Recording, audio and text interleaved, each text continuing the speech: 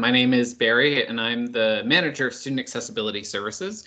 And in this video, I'm going to be talking about declining an accommodation. So this is really a situation where you've received a request for an accommodation and you're like, oh, I just don't know that this is going to be possible.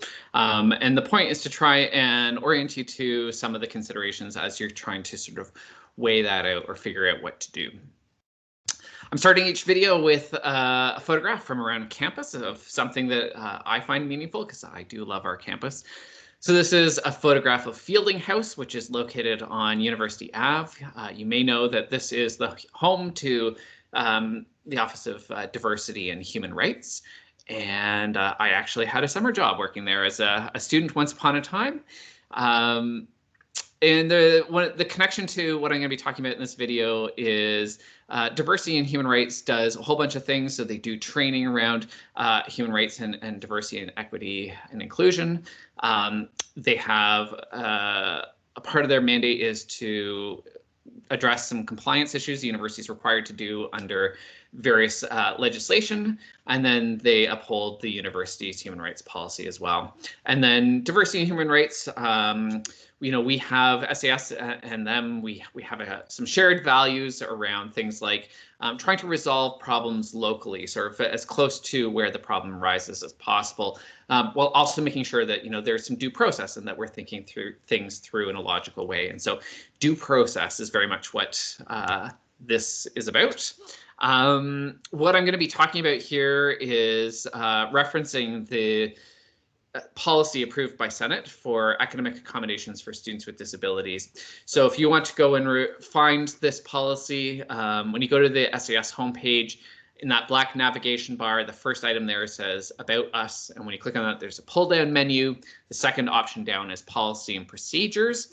And then you'll see this page that I have here in the screenshot. And specifically, the thing that you might want to click on is the procedures document, the link there that's circled. And so it'll talk about some of the things that I'm referencing here.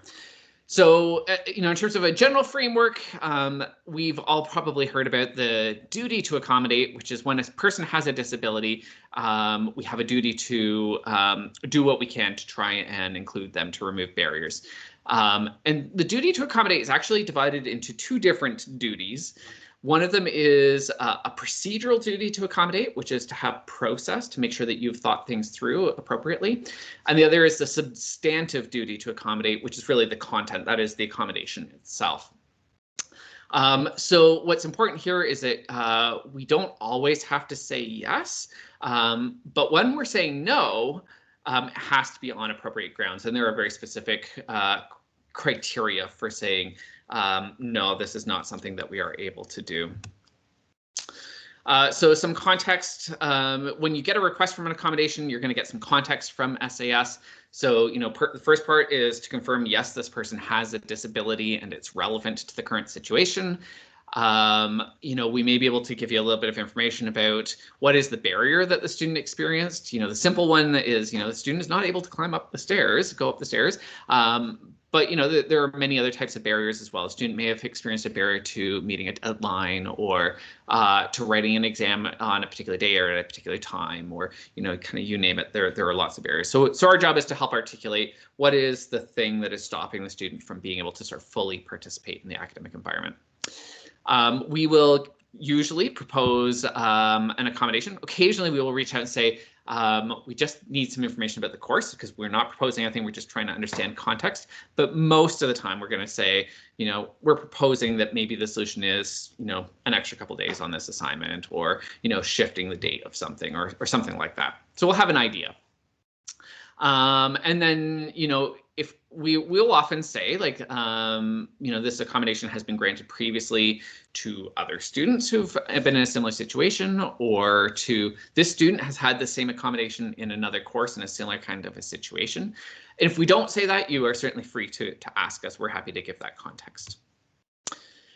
Then, the next step is sort of collaboratively determining what happens. So, we may think together about alternative accommodations. You may say, it's not really possible to provide extra, to shift the date, but we can't write, the student can't write the day after, but maybe they could write, during the makeup opportunity a week later or whatever. You've made some plans in your course outline. And so, you may have other ways of accommodating them. That's what we want to know. We may have to think about, are there additional costs? If we need to purchase some furniture or have somebody there to help the student, identifying what those costs are. And then part of the job of SAS is to try and figure out where is that funding coming from. We do not have a magical pot of money, unfortunately, but we do know of sometimes funding sources that we can tap into. Sometimes there's outside service providers needed, and we need some lead time to figure that out.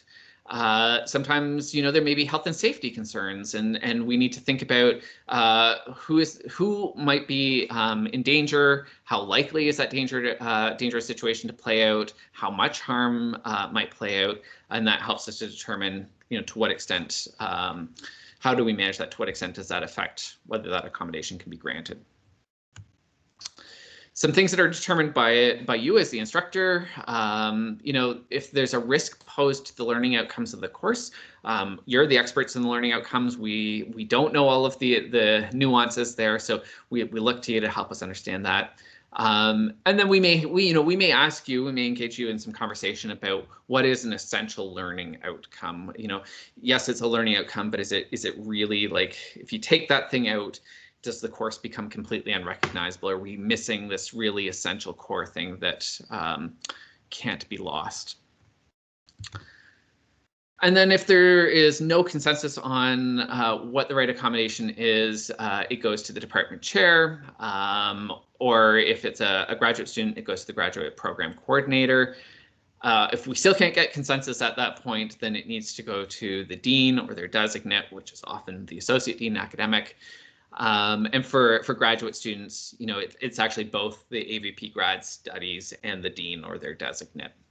And the policy does actually outline, it says, like, a report, the instructor provides a report to the department chair that includes information SAS has provided. And then the department chair provides a report to the dean or designate or the AVP grad studies. So there's actually a process. That's my Coles Notes version. We do have some tools and things that can help to guide you through the process if that ever comes up.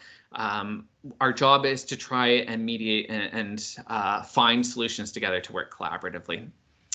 Our contact information and a whole lot more resources can be found on our website, which is wellness.uoguelph.ca/accessibility. And we're a part of a larger department called Student Wellness.